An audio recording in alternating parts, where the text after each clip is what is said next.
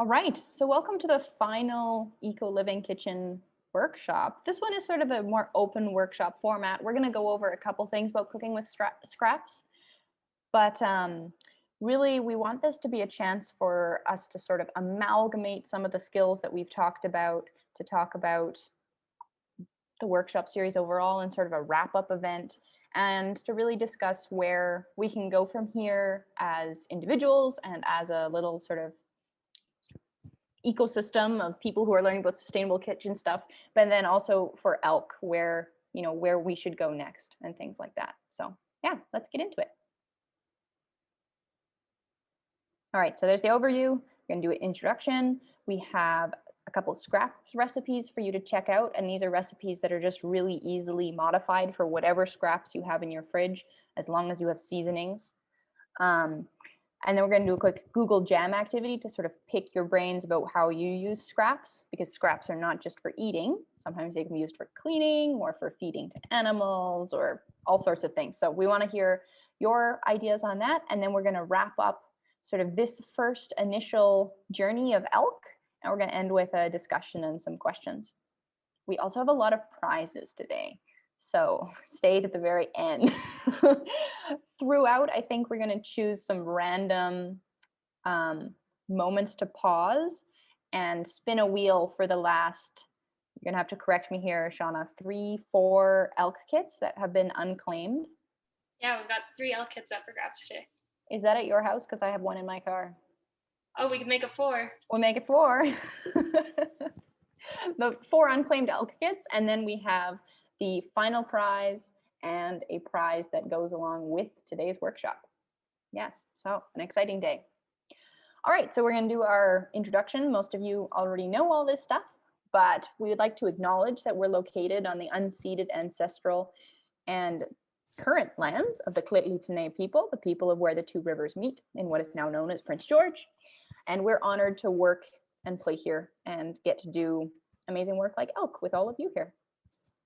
We're a group of students from the University of Northern British Columbia. We're affiliated with the Fraser Basin Council, and they're co-creating a sustainable BC youth project. And so we got the initial funding and sort of support and guidance in creating ELK through that project. If there are any youth in your life who you know and are interested in these kinds of issues, or who you want to encourage to be interested in these issues, please tell them about co-creating a sustainable BC. They are starting up their next initiative really soon. I think applications are actually going on right now. Shauna, do you know? I know they're in the recruitment process right now. Yeah. And if anybody would like the link to that, happy to put it in the chat for you as well. Yeah, that would be great. So we're through that. My name is Helga. I'm a non-binary female person. I use all kinds of pronouns. You can use whatever you feel. I won't get offended, whatever you call me. Yeah, I'm a forestry student. I'm passionate about sustainability and conservation and figuring out how we can live with and on the land. And I joined this initiative because I wanted to meet other youth who are also passionate, and also to do something on the ground in the community that I know and love. And we'll go to Shauna and Hannah, who are in the same box today. Okay, well, I'm Hannah. I use she, her pronouns, and I also am a student at UNBC doing environmental and sustainability studies. And I have joined ELK and really enjoyed being an ELK, or in co-creating a sustainable BC, because I wanted to connect with like-minded youth and use the things that I was learning in my degree in the environment that I lived in. And I got to do that throughout, which is great. And I'm Shauna. I also use she, her pronouns. I'm in the same degree as Hannah, and both of us are actually from Calgary originally, and that's what really drew me to the ELK initiative this year, was giving the opportunity to connect with other like-minded youth in Prince George who I hadn't met yet, and just I think that turned out really great in my favor, meeting Helga and Anne, and we also had another group member, Ryan, previously, and meeting all these awesome individuals has been really amazing. We're all pretty passionate, I think, and it's been really great to kind of bring ELK together with these folks, so that's why I joined, and I'll pass over to Anne. Hello, everyone. My name is Anne, and you can call me she, her. And I also study at the University of Northern British Columbia in natural resources and environmental science. And like everyone here, I would just like to express how incredibly lucky I am to meet such an awesome group of people who are really really passionate about sustainability, and also to meet all of you through this process as well, because through this process we've learned so much from our community and everybody's who's attended this workshop. It's really been really an honor getting to know each of you and how you approach sustainability. So yeah, thanks for that. So pass it on to Helga. Awesome. So our workshop structure, as always, is inclusive, collaborative, and kind. None of us are experts. I say this every time, but it remains the truth. Maybe each of us are becoming slightly more expert as we move forward, at least gathering knowledge that we can use into our baskets. But we want to create a space where you can ask the questions to the things you don't know, and you can share the knowledge that you do have. And that way we can all sort of move forward together, because that's really how we're going to, I think, conquer issues of sustainability and, climate change, environmental degradation, is as a community that learns and grows from itself in a sort of form of collaborative symbiosis. So just keep that in mind as we're moving through the workshop. And then, who are you? We'd like you to take this chance to reflect, what you're hoping to learn from this workshop, maybe what you've learned from the workshop so far, where you're coming from. If you'd like to drop a territorial acknowledgement to acknowledge which First Peoples land you're on into the chat, that would be great. We've had people joining from all over the world in these, which has been super neat to see. So yeah, we have a lot of people and not enough time to just do an introduction with each of you, but yeah, just think about where you're coming at this from. All right. So, Anne, do you want to do this one? Yeah, sure. So if you've registered for this workshop, then you might have received an email, sort of a, a few things that you can make with your scraps, a little meal ideas document that we sent. So I'm just going to share that right now.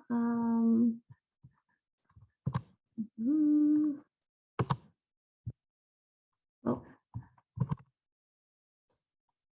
let me go over here.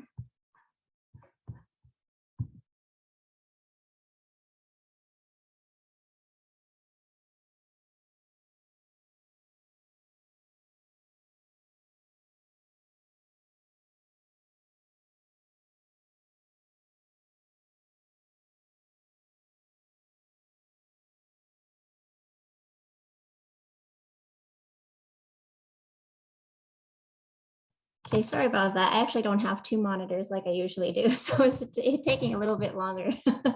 But yeah, this is our Scrappy Recipes recipe book here. And these are just a couple of ideas that we have that you can use your scraps or anything that you have in your fridge that you're not really sure what to do with. You can basically follow this sort of formula.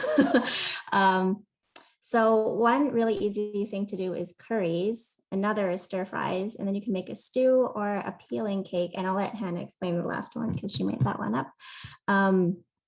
But for the curry, basically, I've sort of segmented it into different, I guess, elements of the meal.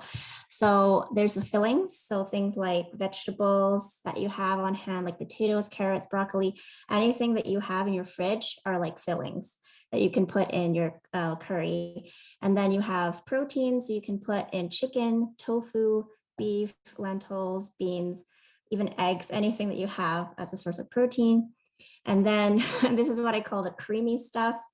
Sorry, I couldn't come up with a better name, but basically it makes your curry nice and creamy, and it gives it some, sort of that essence of curry. So you can put things like milk, coconut milk, yogurt, cream cheese, of course, your broth. So if you have veggie, chicken, any leftover seasoning packets. So if you have instant noodle packets lying around, you can even put that in there. Also soy sauce or Maggi. So anything like salty, you can put in there. And then of course, the spices, the essentials, of course, are curry powder. Turmeric is optional. Garam masala is optional. Cumin is optional too. So to make it a curry, you just need curry powder, right? And then of course, your salt and pepper to taste. And then for toppings, you can put cilantro, parsley, chives. You're not limited to these toppings only, but this is what I would put in my curry. And then you can serve with leftover bread. You can have it with naan. You can have it with pita bread, rice, any type, brown rice, white rice. And basically to make it, this is sort of not really a really detailed step-by-step process. It really depends on what you're putting in it. But basically, if you break it down, you just fry onions in a pot with oil or butter or any leftover meat fats that you have on hand, that until they're sort of soft. Or if you don't like it soft, you could just put it in there and just, it really depends on your preference. And then you can add pineapple. I love to put pineapple in my curry, but if you don't have pineapple, that's fine. And then you can add any beans or lentils or chicken, all your proteins, and then you can stir them in. Then you can add any of your veggies like potatoes and carrots. Then you can add your spices according to your taste. So if you like it tastes more curry, you can put more curry powder, etc. And then you can add the creamy stuff like the milk and the broth in there. And then you can bring it down to boil and then turn it down and wait for the veggies to get soft. And basically that's it. That's how you make a curry. I'm making it sound like it's really simple, but it could be that simple. You just have to sort of tweak it a little bit depending on what you're putting it in. So, and of course, if you're using beans, make sure to soak them beforehand for at least 4 hours, things like that. So yeah, this is sort of meant as a guide on how to make it, but it's not exclusively what you have to follow for sure. Another thing is stir fries. But before I go to that, does anybody have any comments about the curries, or have you ever made any type of curry with your leftovers? And do you have any tips? If you have? Or you could put in the chat too. Basil, oh yes. Thanks, Alga. Yes, basil is also fantastic curry topping.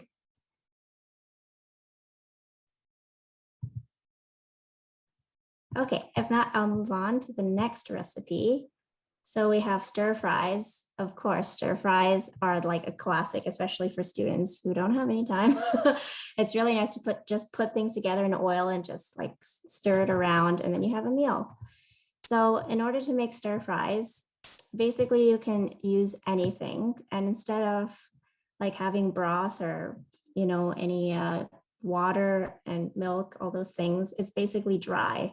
So all you need is oil, butter, leftover meat fats, and you just fry your onions, your garlic, or whatever in that oil. You can fry your vegetables in there too. Anything that you want, you can fry in there.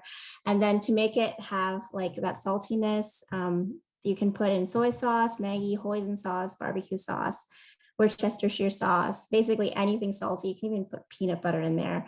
And then for spices, you can put sesame seeds, salt, pepper, any spices you want. And then for toppings, you can put cilantro, parsley, chives, garlic, onion, green onion, nuts, peanuts, peanut butter too. I don't know what's with me and peanut butter, but I put peanut butter in everything. You can serve it with noodles, any rice, any pasta as well. So it's really, really versatile. Stir fries are awesome. It's basically the go-to thing to make if you really don't know what to cook that day. And so to make it, it's super easy. You basically fry the onions and garlic on medium heat. You can caramelize them by putting sugar in it so it tastes yummier, but you don't have to. And then you can add any fillings, vegetables, or meats that you want, and just stir, just make sure that it's cooked thoroughly. It's not like super hard. Make sure you fry your harder veggies first so they get softer sooner. And then you can add any sauce or spice you like. Just experiment. Like, this is the fun of cooking with scraps, is you can just have fun, go to town on it, really, because it's not about perfection. It's about just using your food, right? So just have fun. And then stir it up and do so for about 15 to 20 minutes, and then top off with some of your toppings. And then you can stir in your noodles or rice, or you can just cook it separately and then serve it with that later. So yeah. Are there any questions about that? Oh, I see something about the curry, I think. So yeah, cilantro topping for curry is absolutely yummy. Yeah, I love cilantro. And then tamari. I actually haven't tried tamari before, but I think I will. It's a type of sauce, right? And then curry with coconut milk. Yeah, I love coconut milk. There's a really fun sauce. It's a little bit expensive, but it's called ponzu, and it's a really light but sour, citrusy Japanese sauce, and that's really fun to throw into stir fry. Ooh, When I first started making food like just for myself instead of my whole family, I always made too many noodles. And so I would make like fresh ramen for myself, and then I'd have way too many noodles left over, and then the next day those would be perfect for noodle stir fry. Oh yeah, And ramen you just throw those right in there, right? Exactly. Yeah, if you have like instant noodles or something and you just want to make a stir fry with that, you could too. Yeah, so you don't have to make a soup out of instant noodles. Awesome. Anything else? Any tips? So Judy says soy sauce, but gluten-free. Ponzu soy sauce with citrus. Oh, citrus. Yeah. Coconut aminos. What's that? Is that a type of coconut milk? I don't know what an amino is either. I think it's Like similar soy sauce, but Oh, okay. it's sweet. Oh, okay, never heard of that. That's cool. Did you get it at Save On It's Foods more or it's more Superstore? expensive, but it's good if you are. I think it's if you're gluten free or if you're soy free. Oh, okay. Gotcha. Yeah, that's sort of good to be mindful about. If you have any allergies, then yeah, some of these you'll have to tweak quite a bit. Bragg's. Is that also another sauce? Bonnie?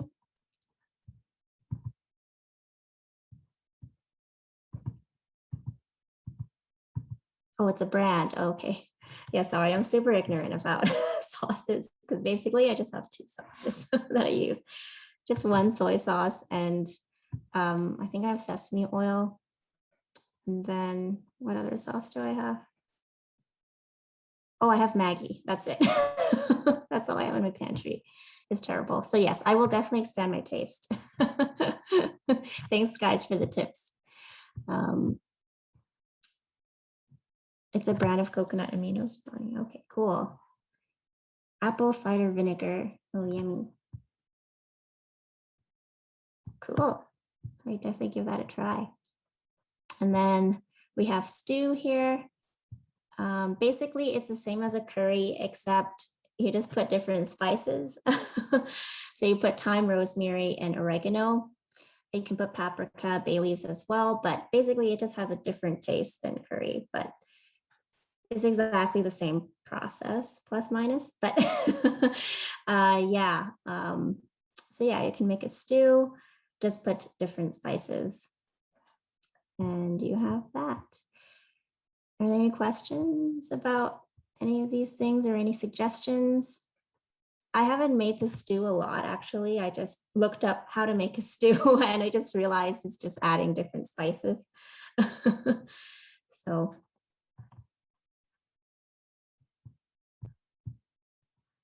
Okay, cool. So if there's no other comments, we'll go to the vegetable peeling cake. I'll let Hannah explain how to make that. I found this recipe on the internet because I was like, what kind of dessert related things could you make with scraps? And then it's similar to like carrot cake, except it's a lot more flexible with what you can use, and you can use peelings.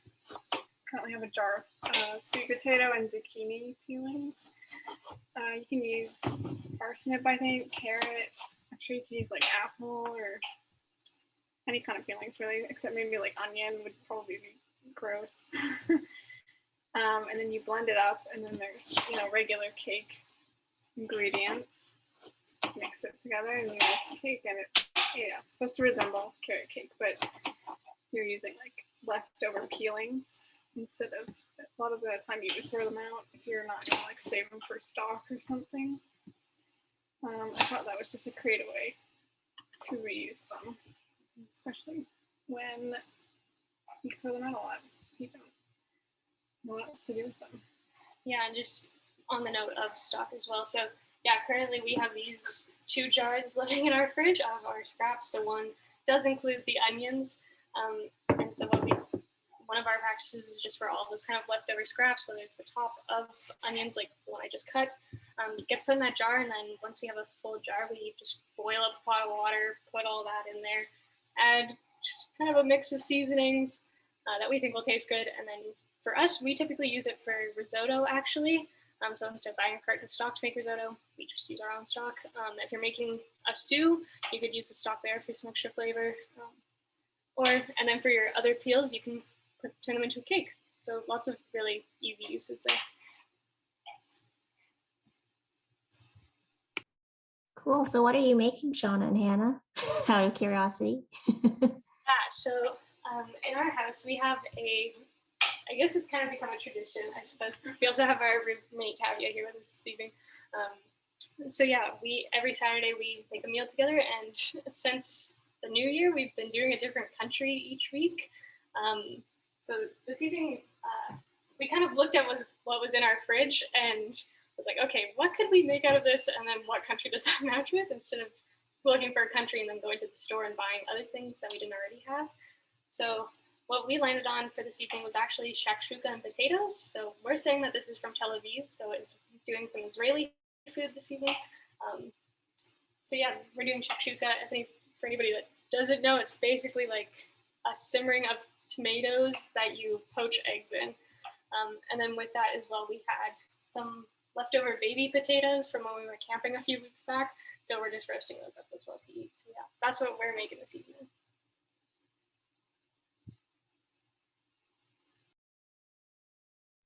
That sounds really yummy. Cool. So I'll just go back to Helga here. She has an activity for everybody to join in.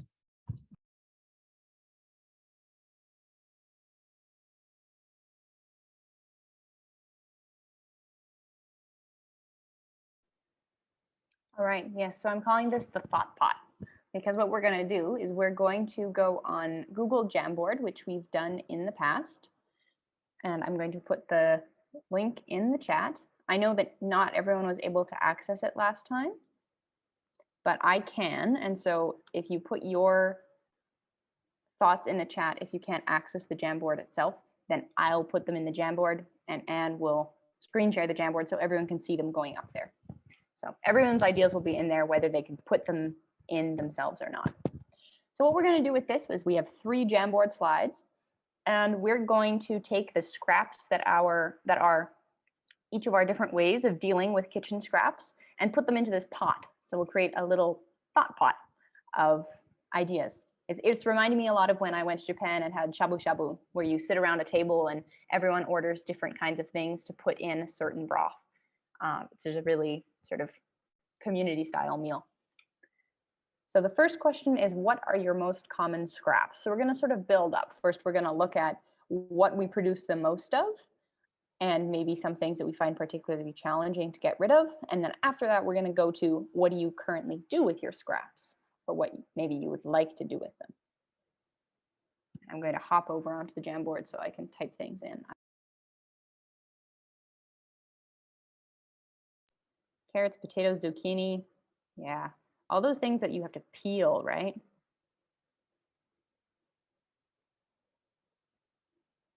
Oh, weird. I had changed the permissions on it.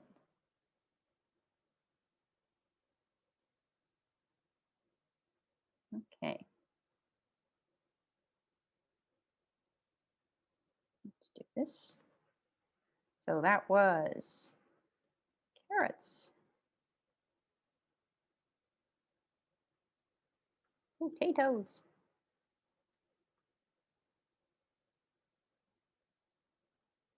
Can you read the chat to me, Anne? Because I'm in the Google Doc and can't see it. I know someone said cucumber. I thought, is that cucumber peels or cucumber ends? I would like clarification.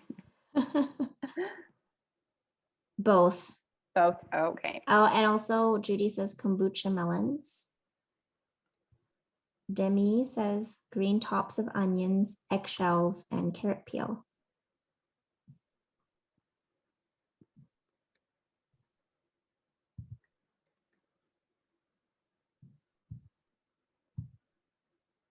Eggshells, tops of onions. Margaret says beet trimmings and cabbage cores. And Judy says daikon. Oh, Catherine says wilted herbs. Oh, yeah. That's a big Oh, one. yes. Daikon peels or daikon top? Both. Both, yes. And Leanne says citrus zest.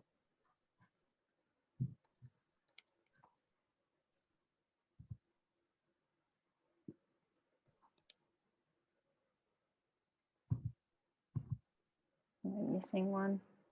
Wilted herbs. That's the one I'm missing. I think that one is a really good one. Mm-hmm.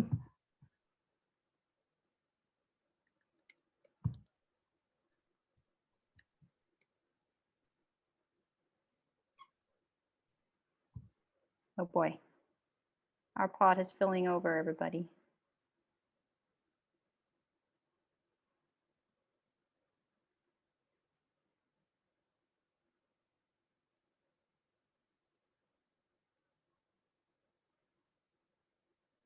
Does no We one have rubbery celery from Margaret. Oh, that's funny. Oh, and I missed something from Demi. Coffee or tea leaves grounds. But she uses it for painting. Oh, cool. Or to put in the garden. That's nice. Okay. I'm going to put that in there anyway. Mm-hmm. And Judy says citrus zest in cakes and sesame orange chicken or beef. Ooh, yummy. I don't know if we have this. Melissa says kale. Celery. Do we have kale there? Celery, kale, mushrooms. Kale, okay. Zala says mushrooms. Mushrooms are hard because then they get slimy. Oh, yeah. You can usually still eat them for a while after that, but it's just less appetizing. Oh, you know what I learned about mushrooms from one of my friends? What? So people don't eat the mushroom stipe, which is like the stem of the mushroom. People just like cut that off and throw it in things or like throw it away instead of eating it because apparently it's dirty. But the mushrooms you get from the store, they've already had the bottom of the stipe cut off and you just wash them. I was really confused when I first learned this. I didn't know. Yeah, I agree, Judy. I the agree. stems are like stems really are great. tasty. They're super They're firm, like crunchy. right? Yeah. Yes, exactly. I like them. I learned They this from my basically friend. they taste meaty to me. So if you're not adding like meat to your meal, I chop them up and then I throw in whatever I'm gonna they become the meat basically. Yeah. I mean, they're closer to animal than they are to plant, right? And they have vitamin D, so it's all good. Yeah. Gotta love some fungi. Pretty much like anything I have left over, I could probably vegetable wise, like spray a little like olive oil and then put some salt, pepper on it, throw it in the oven or the microwave, whatever, depending on your time, and you make chips out of it. That's it. That's a cool idea. Yeah, it's so easy. Yeah, Margaret, I feel your dried shiitake's pain. Yeah. Sometimes those require a little bit more. I usually, I don't know, maybe this is your approach too, but when I cook shiitake from dried, I usually put them in boiled water and let them sit first. Yes. Yeah, you're already on it. You can also pre-cut them while they're dry. Sometimes it's easier to cut that way. Oh, really? Yeah. Easier to cut, but when they're dry? Yeah. I don't know. I think you're just too tough for me, Anne. But yeah, making the dashi first is awesome. And then you have And shiitake it's super after. strong. That's why. Yeah, exactly. And just like chops Oh the mushroom no, and it falls definitely not. apart. I do use a butcher knife though. Ah, you have the right tool for the job. Got a machete there or something. Oh yeah. Oh, I see. Margaret Wilted has left. spinach is slime central. Oh, yeah. Wilted spinach. Oh my. Shattering shiitake.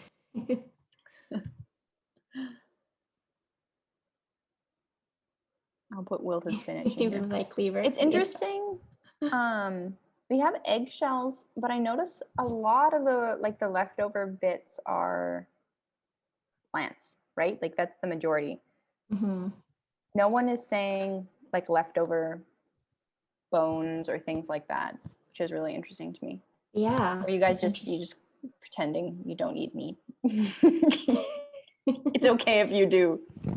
No one will judge you. I can put that down. Chicken bones. Okay, I'll put chicken bones for you, Anne. I don't eat chicken bones. Oh, Bones only cartilage for off them? broth. Fish bones. Fish bones, yeah. The bones are only good for like if you're making a broth or something, Yeah. because then they right. flavor everything. Oh yeah. And the collagen is good for your skin. You know, Yeah. you're into that. And good for your own. One of the That's- old guys at my martial arts club, when he found out I was plant-based, he was like, no, your joints will be destroyed. You need to eat the actual coverings of the bones, you know, the cartilage. He's like, you need to eat cartilage to restore your own cartilage. And I was like, I think I'm okay, bro. To do that when I was a kid, though. That was one of my favorite parts of eating chicken was the cartilage. Melissa Oh, says sorry, leftover Melissa. salmon. Yeah, yeah, leftover salmon. Just common scraps And- was the question, Melissa.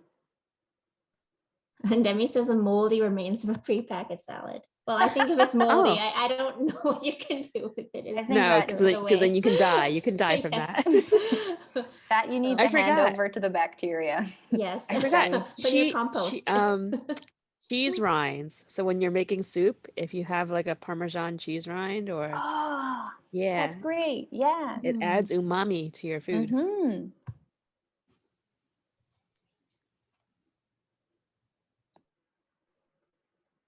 Take out leftovers. Oh, that's a good one.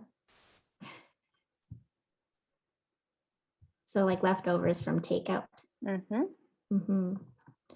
Leftover tricky rice or too. pasta. With Yeah. takeout leftovers, because often restaurant food is so heavily like seasoned itself already that it can be hard to just throw in something else. Yeah, that's true. Leftover rice or pasta. It's so Mhm. true. As long When as you it's order got some out, grains. when you order out for food and you haven't ordered out in a long, long time, like during the pandemic, and then you suddenly and you home cook everything, and then suddenly you try takeout, you're like, oh my God, my tongue is like, I need water, like stat. Yeah, it's so salty. That's true. Yes. Usually if there's leftover takeout, and I usually put extra vegetables in it. It's like just lettuce and cucumbers because it's just really That's salty. a good idea. Yeah. Mm-hmm. I'm gonna put dry bread because we have this thing in my house where everyone seems to pull out their own baguette out of the freezer and then neglect the baguette end. But then we just make panzanella salad, which is one of my favorites. Oh, I love that. Yeah, Yes, panzanella it's salad. amazing. Or you And make one- stuffing, like, but Yeah, you know, or less salty and stuff. breadcrumbs Mhm. or Meatballs too. meatballs. Yeah, or the most fractured. Oh my gosh, we haven't had it in so long. French toast. It's like shattered French toast, but you just let it soak in the egg longer. So panzanella salad is a salad that has dry bread, tomatoes, cucumber, and sometimes it has those. I haven't had them in so long now because I stopped eating dairy cheese. What are they called? The little Bochi? The little round cheeses that are super soft. Oh, the little There, Margaret's mozzarella. got me. The tiny little mozzarella balls. Bocconcini. Yeah, those are really tasty in it. But then you let Olive the oil. bread. soak in a delicious mix of olive oil and balsamic vinegar, and it sort of revitalizes itself. And then it soaks in with the vegetable juices and stuff too. So you don't want it to get soggy, so you don't wait that long, but it revitalizes it enough that you can eat it again. Great use for dry bread. If it's the right dry bread. If it's like a grainy dry bread, it might not be as tasty. But if it's sort of a French style, yeah, there's lots of recipes online too, Jody. I recommend trying it. Awesome. Okay, we spent a long time on that, but I like seeing everybody's scraps. That gives us ideas of what to talk about. Mhm. All right, let's go to the next one. So I think we've sort of talked about this already, but what kind of scrap dishes can or do you make? And then what are some non-edible ways you use your scraps? We've talked a lot about like using them for food again, but that's not always a possibility, right? Like with zest or orange peel and things like that we've mentioned. So I'm curious what everybody does. You And can I'll make throw a things. frittatas. Nice. Yep. And Melissa says compost. Exactly. Mhm. Compost if things have gone too slimy.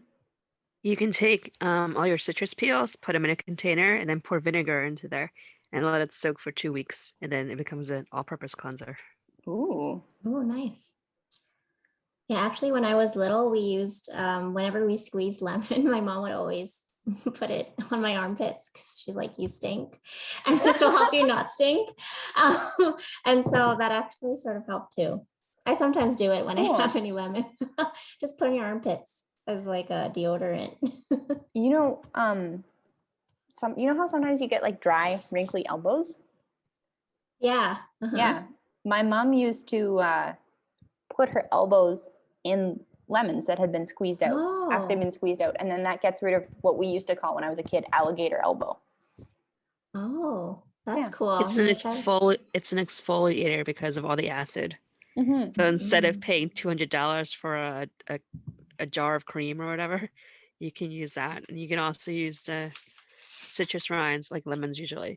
And you can put a little bit of salt on your cutting boards if you cut up like something stinky like fish or Mm-hmm. garlic. And then you use the lemon to like to scrub down the Oh, board. cool. That's the peel? The Mm. peel, yeah. Yep. So like say you use up you cut a lemon in half and then you squeeze out Mhm. all the juice and then you take the lemon and you scrub it all over your cutting board. Nice.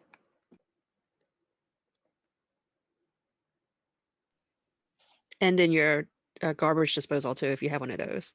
But I would cut it up into smaller parts Yeah, and before you throw then it down there. yeah. Yeah. So that you don't have a $500 bill Yeah. if you break it. Ooh, Margaret's making, excuse me, beet, chickpea, and oat burgers tomorrow. Very nice. Demi says eggshells in the garden. Lemon salt. Ooh, coffee grounds as fridge freshener or body scrub. Very neat. Okay, now I gotta type these all in here. Yeah, the coffee scrub gets rid of your cellulite because there's caffeine in it.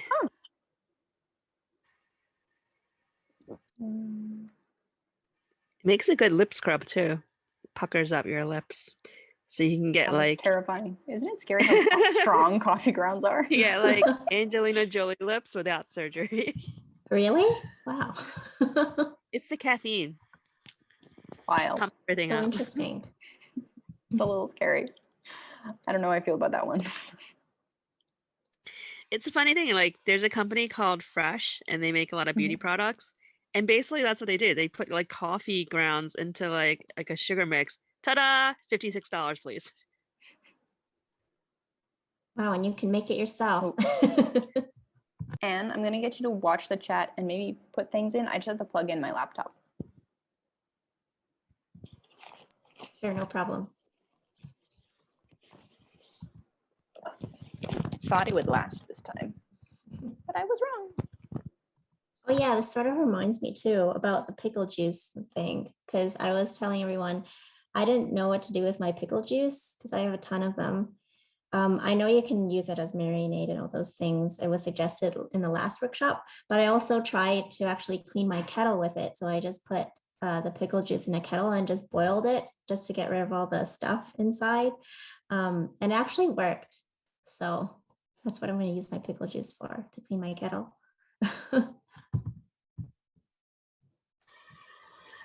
I'm weird. I think sometimes they say that pickle juice is really good if you're dehydrated or after you go for a run or exercise and stuff. It has a lot of electrolytes in it. Yes, I heard that too. Are we talking about Anne's pickle juice jar again? Yes, yes. Yes. Sorry, I just have so look much at Shauna pickle and juice. Hannah's excellent cooking setup. I'm so impressed how they've It arranged looks their so camera. yummy. Wow. Nice work, Hannah. So one of the things that my folks and I do with our leftover veggies, depending on what kind they are, is that my dad raises rabbits for meat. And we eat that meat too because we know where it comes from and how it's raised and all that stuff. So a lot of our veggie peels, a lot of our fruit peels, all that stuff actually go to feeding the rabbits. And I know people who have chickens often do the same thing. And chickens will eat a lot of your stuff. So that can be another use for things. When we make juice in the summer out of the apples and things that we get, then we can use the pulp that ends up in the juicer to make horse cookies. So you take the juice pulp, you mix it with some oats and the chopped up peel that's left over, and then you just put that in the oven for a long time, basically like making leather for human consumption. But instead we give it to our horses as treats, and they love it. It's their favorite. Little molasses, a little bit of oats. They smell amazing too. I've been tempted a couple times, but there are lots of cookies for humans in the world. That sounds good though, like apples and oats. I'm trying to think of more recipes for I love chocolate chip cookies, but I don't love chocolate. So I'm trying to think of, and a lot of store-bought stuff is too sugary or too sweet for my taste. So I'm trying to figure out what recipes out there are less sweet. You can use dates or something like that. I've done date cookies. I have these old dates and they're naturally really sweet. So you can just put it in there and you don't have to put any sugar. I find dates overly sweet though. Oh yeah, you're right. There's a young lady, I think she graduated college already, but she has a company called Wanna Date, like 1-2-date, but it's Wanna, WANNA date, and it's date spread. And I tried it, and although she's lovely and everything, I was like, this is way overly sweet for my taste. But I love the marketing and the concept of it. Yeah. Yeah, you're right. They're actually super sweet. You don't even need any sugar or anything once you use dates. It's just, or even you can put what is it? Raisins as well. They're not as bad, right? I'm not sure if you can tolerate it. Yeah, I'm just a weirdo. It's I eat around the raisins and oatmeal raisin cookies, and I eat around the chocolate.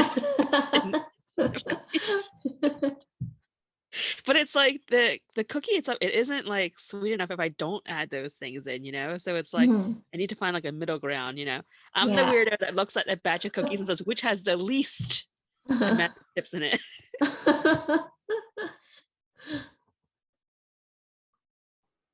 I know someone mentioned rice in the last one, leftover rice. And growing up, one of my favorite lunches when my mom was home would be when she used old dried rice. It had been sitting in the rice cooker for 3 days and was all dried out, to make just a quick fried rice. And she would just whip it up with some hoisin sauce, a little bit of oil, and she would always do the fancy egg thing where you cook the fried egg in the sesame sauce or sesame oil first, and it gets super fluffy, and then you chop it into slices and you put that on top, and then just a little bit of frozen peas from the freezer and carrots. But as a kid, I was always oh, fried rice. So, and rice can be totally dried out when you use it for that, and you revitalize it with stock or oil or even soy sauce. Yeah, totally. And you can also make congee as well, or congee, pudding. rice pudding. Yeah. You have to be careful though. If rice is left too long, I don't know what the name of it is, but there is some kind of sickness you can get Yes, from there's rice. there's a bacteria which produces a neurotoxin, but you Yes. can tell from the smell of the rice when it starts to go that way. So yeah, and if Rice. your rice is wet, that's when the bacteria will be there because it's a super anaerobic one, as most of the nasties are. So if your rice is actually dried out, you're usually okay. Rice doesn't last that long in our house. Yeah, well, when you make it to last that long, it does dry out. I've also seen they showed something in the news where these ladies in China, like they're in the country somewhere, but they have really, really beautiful long black hair, and they use the rice, like when you wash rice, that cleaning water, they use that to wash their hair. I haven't tried it yet, but one day. Oh, interesting. I know people put olive oil and all this other stuff in their hair, coconut oil sometimes too. Never heard of the rice one. Interesting.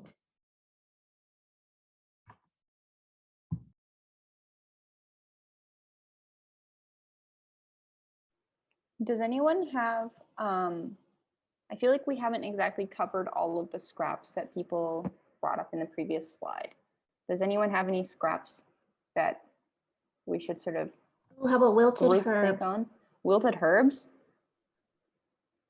Did we address that? I would just chop those up into something like pasta Yeah, I mean, and you not can eat still them use fresh. them even though they're wilted, Yeah, right? So, just you can't use them really. I mean, you could use them fresh, but they're not as pleasant fresh. But I would just chop those directly into, garlic and onions for pasta. Oh, Yeah, herb butter. Shauna and Hannah being fancy here. ooh, yummy. you could How do you like guys make herb butter? you melt down butter until it's like room temperature, and then you cut up Mhm. the herbs, and then you mix it all in. And if you're super fancy, you could like make a log of it and roll it Ah, into parchment paper. And then oh, once you freeze it, you can cut it up into slices, and then you can put it on top of steak or whatever you're eating, wow, vegetables, fish, and stuff. Oh, wow. I But see. another thing with the herbs is that you can also like try to revive them by shocking them in ice cold water. Or like Mhm. you could also like when you buy it, put it into a glass jar that has, and sort of keep it like a plant in your refrigerator, but covered it with if it's like basil and stuff, basil doesn't like the cold. So you make a fake greenhouse with it. So you put it in a glass jar, you put it in an inch of water, you set the basil in it, and then you put a plastic bag over it. And you don't put it in your refrigerator. You just keep it out. And then as you need it, you just cut off what you need.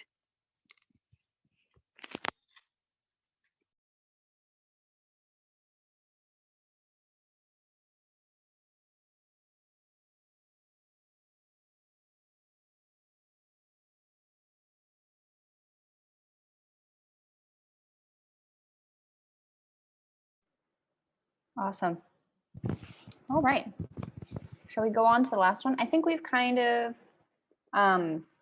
covered some of this, but what do you think are some challenges when using scraps, or what are things that prevent people from using their scraps?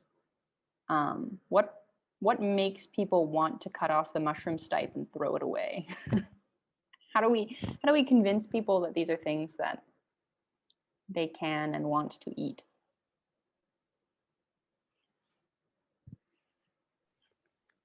We need to show them and just tell them. Like Mm-hmm. you can tell them, show them, make a cute little TikTok video or something. Kitchen scrap TikTok. We could make it a thing. yeah, Hannah's a let's do social it. media person. Hannah, you want to make a kitchen scrap TikTok? I can try. I'm not that creative at TikToks. Is this the content everyone wants from ELK in the future? You really want to see a TikTok? All right. The comment form that we'll send you.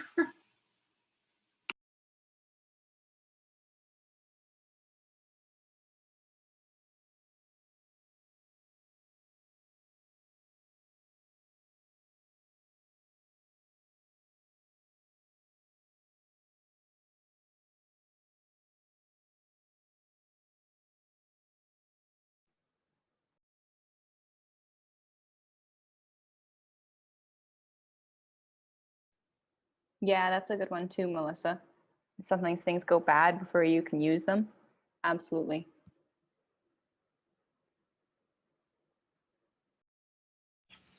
Or people don't know how to properly store the items in their fridge or freezer before use.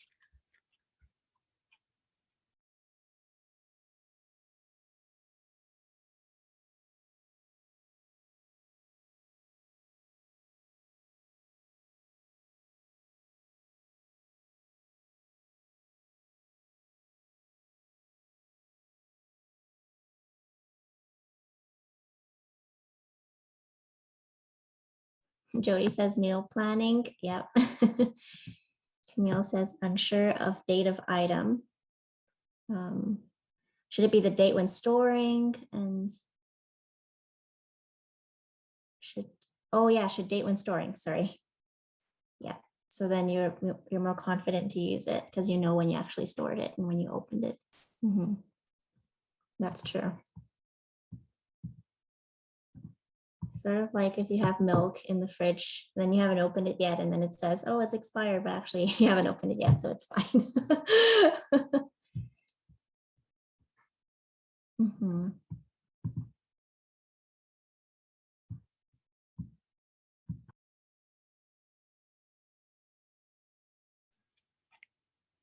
A challenge could be like if you lack the space to store the items.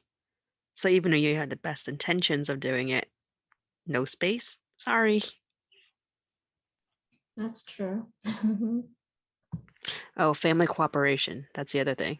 Because you know that you're storing it and they might or might not know and they'll throw it out. That's true. Yeah.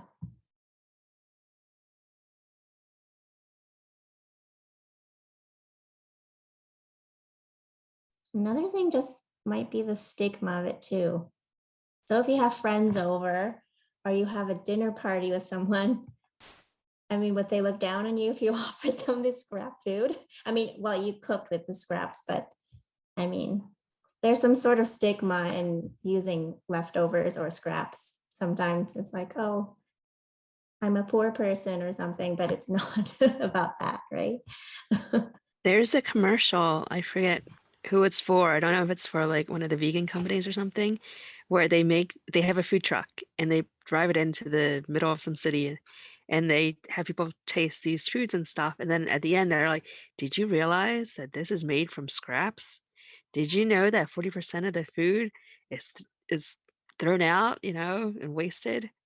You too could be helping the world, et cetera, et cetera. Wow, that's cool. Yeah, we should have something like that. Just so people are aware that, cooking with scraps can taste just as good, even sometimes better than, if you just buy fresh food. Yeah, I think those are all Mhm. really good major. Oh, any good recipes for Asian pan or Asian pickling of scraps or veggies? Good question. I think when I think of pickling scraps in an Asian style, I think of doing something like kimchi, um, and then making your stir fries. You can always make them more or less Asian. The other thing that you can make if you have eggs and like scrappy additions.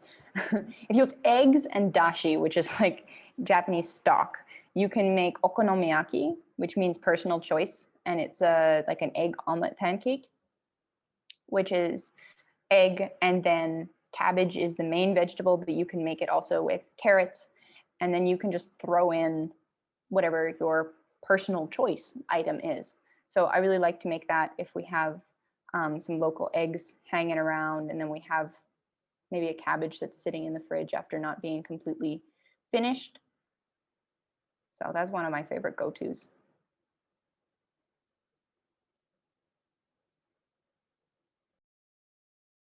I think we're going to pause on this now, or maybe wrap this up and do a draw for 2 ELK kits, or 2 draws for an ELK kit each, as the case may be. Is that link working for you, Anne? If not, I can screen share.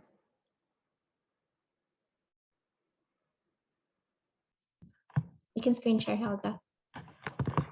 Me? Yes. Okay, If you have the names on hand, I might have to input do. the names. Okay, No. cool. I have them. Just holler when you're seeing the thing. All good? Yep. Alrighty. Okay, folks, so the deal is, unfortunately, we have to do this for folks who are in PG. A bit about whoever our winners are for these this evening, what you might be getting. We've got reusable straws, we've got reusable cleaning towels, we've got some silicone bags, silicone baking sheets, and some beeswax wraps, and a few other items. So it's pretty awesome box. And I know we've been enjoying a lot of the products in our household, so it'll be really fun if you get it. Yeah.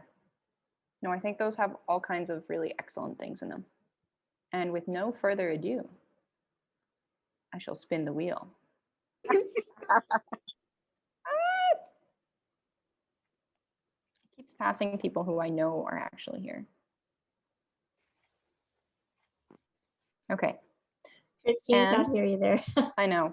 And if you would like to move us to the next stage, I will go and seriously amend the list of people who are on this much larger list. Wait. So my name is Camille, but my mom signed up for the class. Her name is Christine Clark. We only have one Christine. That's probably her. So that would be her. That's perfect. Would you like to accept it on her behalf? I would. Perfect. You'd be Awesome, very okay. ecstatic. Thank you. No problem. Congratulations. So we will be in touch with you and we can figure out whether you can pick that up or if you would like it delivered to your mom's place. Alrighty, thank you. No problem. That was Christine Clark. Donna and Hannah, how's dinner coming along? Yeah, we'll show you. So we've got our potatoes out of the oven. So they're good. And our shakshuka is almost done. Our eggs are just poaching now. So Looks so good. Looks so good.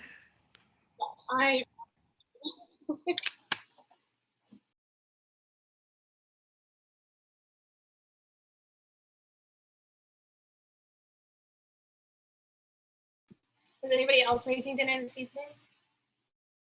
I would like to share.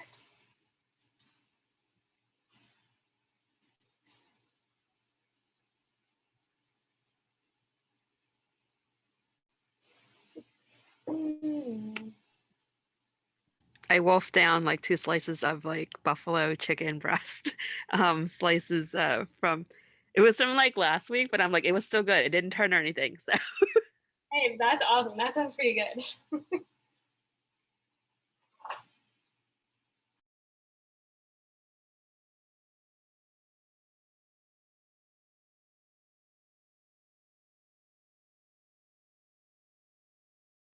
I guess also just while Helga is working on that, we can kind of shift conversation here as well. Oh, Havos Ventures. Yummy. That sounds very good. Yeah, just switching conversation a bit to a bit more of ELK's focus and just providing your thoughts on that as well. I know a lot of you aren't in Prince George, but we've really enjoyed having you here and like having this kind of opportunity to connect with everybody from different areas with different perspectives and different experiences with creating an eco living fiction. And seeing as this is our last workshop, we would love to hear your thoughts on what you would like to hear from us in the future.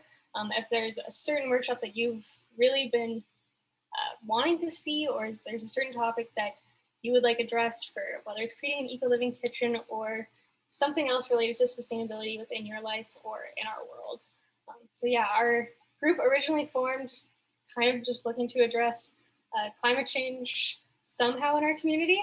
And this was the route that we took, but we're very open to expanding that in the future. So yeah, if anybody has things that you'd like to share, we would love to hear them. So feel free to put that in the chat or turn off your mic and share as well.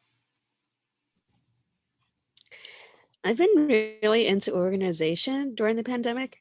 So if maybe like people could suggest how they reuse items to store things, like we use like in my house, like I'm using a pickle jar as my mug slash cup now. Or like some people reuse as like Danish cookie tins to store sewing items and other buttons or whatever, or office supplies. Just like what else is kind of cool out there? Like this sounds weird, but we have a lot of like paper towel rolls, but we're not using paper towels anymore and toilet paper rolls. So like what can I do with them? Like I don't know. I try to Google it and like there's little art projects for children, but I'm like, is there something like useful I could use? I can make out of those toilet paper rolls. Otherwise, I'm Toilet going into paper, recycling. toilet paper rolls are good for planting seedlings in. Ooh, You stand them up and put the dirt in them, and then Sounds you can cool. stick them right in the dirt when you plant the plant out. sounds good. I think I was the one who was whining in the beginning of our sessions that like squirrels, cats, and animals eat up all our plants. So it's planting things outside is not optimal. Ooh, yeah, that looks so good. Sorry, I saw food, got distracted. Yeah, we have to put up Oh, I chicken see wire to keep the Margaret. squirrels out. So I have Margaret, that looks so good too. beet pickles. It was onigiri. Is that what it's called? Yeah. Onigiri I have my something. beet pickles. I have my chickpea fake tuna. Ooh. And then I have 7 onigiri from 1 cup of cooked rice. Wow. So I'm going to put the stuff that needs Yum, to go back in the fridge, and then eat my dinner. Yums. Around the holidays, I was watching a university in, I think it was somewhere in California. They discovered a way to make plant-based tuna, or yeah, like ahi tuna. And I'm like, I love ahi tuna. And if you figured out a way to make it where it's super sustainable, like I want in.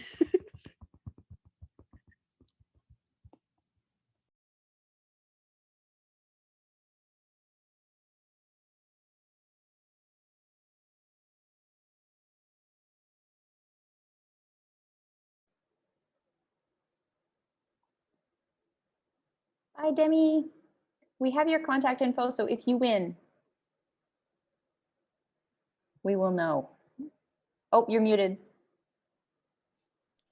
If you have any recipes or stuff like that, a paper winning or stuff like that, or a PDF sent by text of pickling, anything of fermentation and reuse of stuff. Yeah. And that thing you said, oh no, magic, whatever. Yeah, I would be winning if you sent me that. Awesome. Thanks, Cool. Demi. Thank you. Thanks for joining us. You guys were great. Thank you very much. Oh, thank you. Well, thank you. Bye.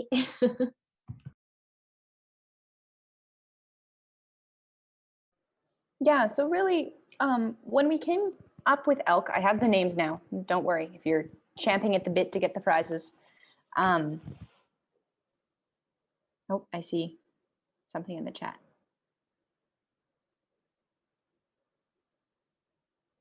Oh, okay. So like helping folks to choose where and how to shop, really, in their, like in the PG area.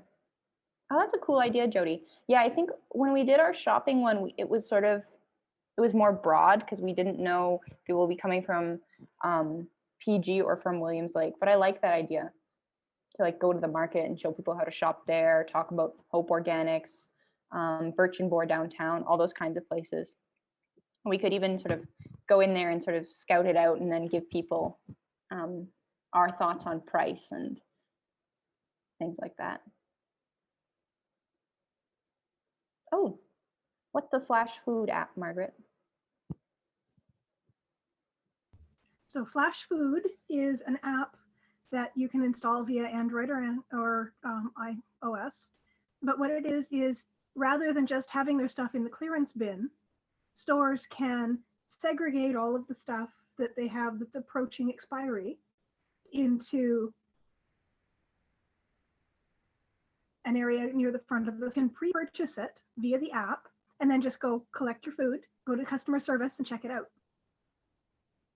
And And so far, the only one participating in town is Superstore, but it's also at least national, if not international, so that if you're traveling and you happen to go to another area that has more stores participating, a lot of the stuff at Superstore is half price. Like lately, they've had a couple of boxes of citrus that would normally be $10 for $5. They've had some yogurts and some meats and some other stuff that, you know, was expiring in the next few days. But if it's going straight to your freezer, it's not like that matters. And that's really interesting because most of their stuff, like their discount stuff, when it starts to go bad, they put it 30% off. I remember when I was a kid, they used to do like 50, 75, and then they slowly decreased the amount they took off. So that's cool they're doing that for the app now. Everything I've seen that's listed in the app seems to be 50. Ooh, Maybe they're That's trying great. to remove the headache that's of cool, having to yeah. shelf it multiple times.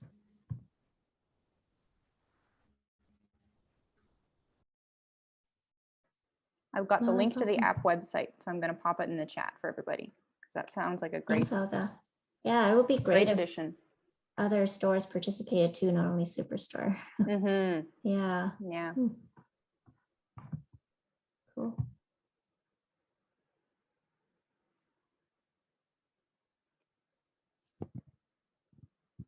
Yeah, so we focused on food because it seemed something that we were all passionate about and something that given COVID, given that we couldn't gather and we weren't allowed through this project to do any sort of like rallies or organization or try and put pressure on government to take action.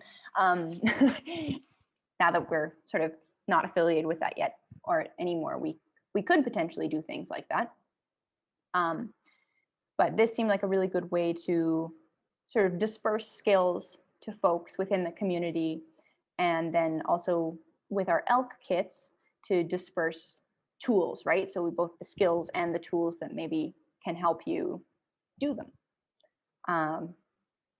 And we're just thinking now with the first phase of our project being done, how or what continuing would look like or what people would like to see. So far, it sounds like folks really like the local food focus and just the food focus overall.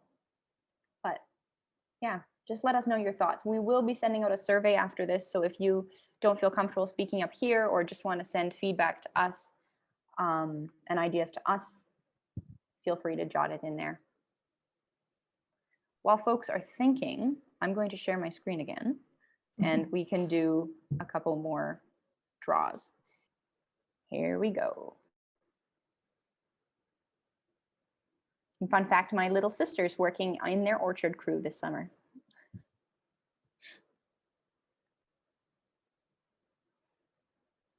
Chale.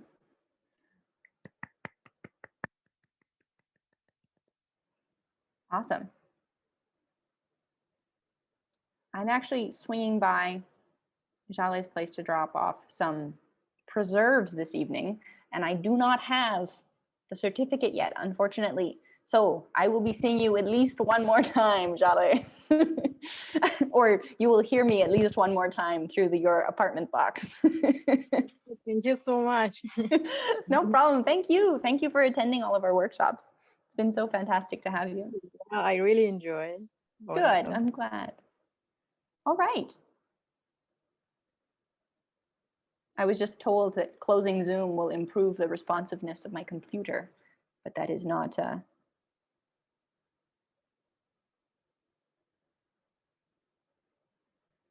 an option. So I just want to ask everyone, in the future, if we do offer our ELK workshops again, would it be better for you if we have it in person or over Zoom? Or both?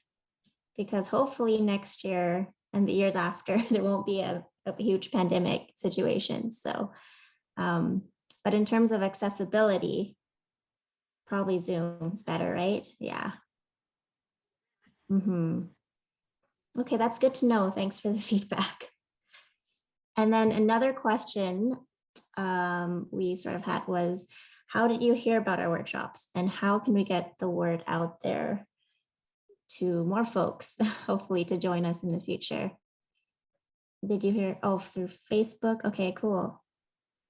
I saw it on Eventbrite. Oh, cool.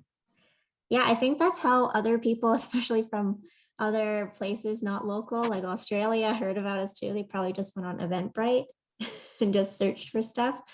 So yeah, Yeah, that's because when you that's really good search, to it'll know. give you stuff everywhere. Mhm. It doesn't limit it. If you ask for online events, it just gives you the whole world. Wow, that's cool. And why did you choose us in particular? I'm pretty sure there were many more workshops that were similar. Not necessarily. No, there wasn't No, a really? lot on sort of sustainability and related to Oh, food and that. interesting. Wow, I'm surprised. Okay. Good to know. There was a few Mhm. more scientific type things, but not stuff that was sort of more practical, hands-on. That's the Right. part that appealed to me. Okay, cool.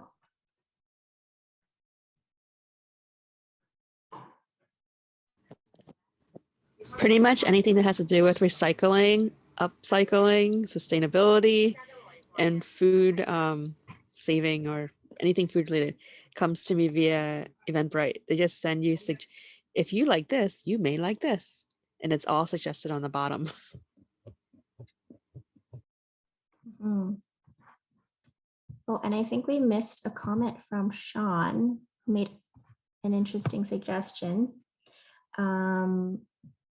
Have you done anything about partnerships with local homeowners to form something like an urban farm co-op and how to set it up? I feel like we've sort of tiptoed around this, Sean, as when we're talking about, we were talking about composting, and we were talking about how it's challenging for folks who live in apartments or with really small lots to compost and have access to the land, or even to produce enough waste if they're living on their own to have a composter. And so we definitely talked about shared composting ideas. And actually, in our meeting, I think that was, people weren't there. I was just talking about one of my mom's colleagues who has been looking into getting sheep, like a sheep co-op with her neighborhood, so that they can share the sheep and the cost of the sheep to mow their lawns as an alternative to gas-powered mowers. So yeah, I think we've tiptoed around the subject, but haven't really dived into it quite yet. So that's a really interesting idea. Definitely, if people are interested in that, I would love to play with that idea myself. Maybe the four of us should just start a farm co-op. Let's do it. And then we'll bring you along on our journey.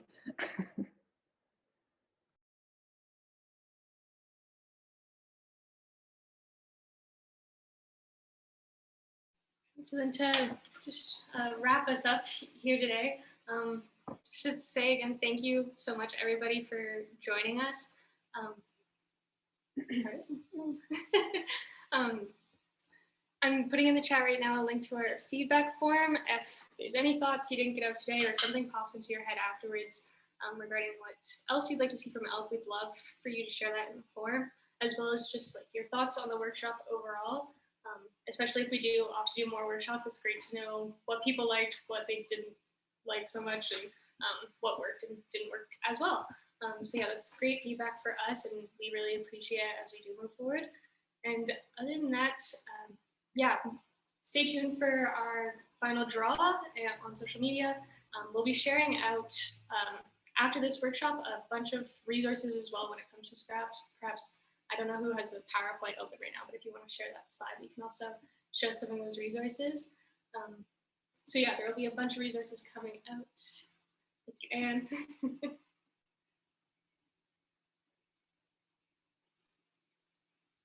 So yeah, these are just a few, and then of course we did talk about a few others this evening, so we'll make sure to pop those in there too, so you get them.